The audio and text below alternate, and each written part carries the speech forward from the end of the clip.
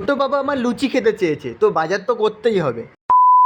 সকালবেলা ঘুম থেকে উঠতে না উঠতে বউ আমার হাতে ড্রাম ধরিয়ে দিল আর বললো যাও গিয়ে টাইমের জল নিয়ে আস। আমিও তেমন যথা আজ্ঞা বলে ড্রাম নিয়ে বেরিয়ে পড়লাম। চলে আসলাম আমাদের টাইমের জল যেখানে পড়ে। এসে দেখি ও মায়ের কি এখানে তো জলই নেই। হোক, আমার আসার একটু আগে জল চলে গেছে, তাই খালি হাতেই বাড়ি ফিরে আসতে হলো। আর বাড়িতে এসে দেখি আমার ফুলের মতো বউ এখন ফুল তুলতে ব্যস্ত। ও সকাল সকাল ফুলটা তুলে নিচ্ছে, তার কারণ একটু পরে যা রোদ বেরোবে। আমাদের এখানে তো খুব গরম পড়ছে, তোমাদের ওখানে কেমন গরম পড়ছে অবশ্যই জানাবে আমাকে। যাই হোক, ফুল তোলার কাজ কিন্তু আমাদের কমপ্লিট হয়ে গেল। এবারে আমরা দুজন একটু বেরিয়ে পড়লাম আমাদের পাড়ারই একটা দোকানে যাওয়ার উদ্দেশ্যে। যেতে যেতে ওর সাথে আমি একটু দুষ্টুমি করছিলাম। আমাদের ছোট্ট বাবা বায়না করেছে যে ও লুচি খাবে, আমরা দুজন ওটারই বাজার করতে দোকানে যাচ্ছিলাম। এছাড়াও আরো কিছু জিনিসপত্র কেনা দরকার ছিল আমার। দোকানে আসা মাত্রই আমাকে দায়িত্ব দিয়ে দিয়েছে আলু বাছা, তাই আমি নতুন বস্তা খুলে খুব সুন্দর সুন্দর দেখে আলুগুলো বেছে নিচ্ছিলাম। আর এদিকে ও দোকানদারকে বলে ও যা যা লাগবে ও সেগুলো নিয়ে নিল। ছোট্ট বাবা আমার লুচি খেতে চেয়েছে, তো বাজার তো করতেই হবে। সব বাজারগুলো হওয়ার পরে ও একে একে সব বাজারগুলো গুছিয়ে নিচ্ছিল। এরপরে চলে আসলো সেই ভয়ঙ্কর মুহূর্ত।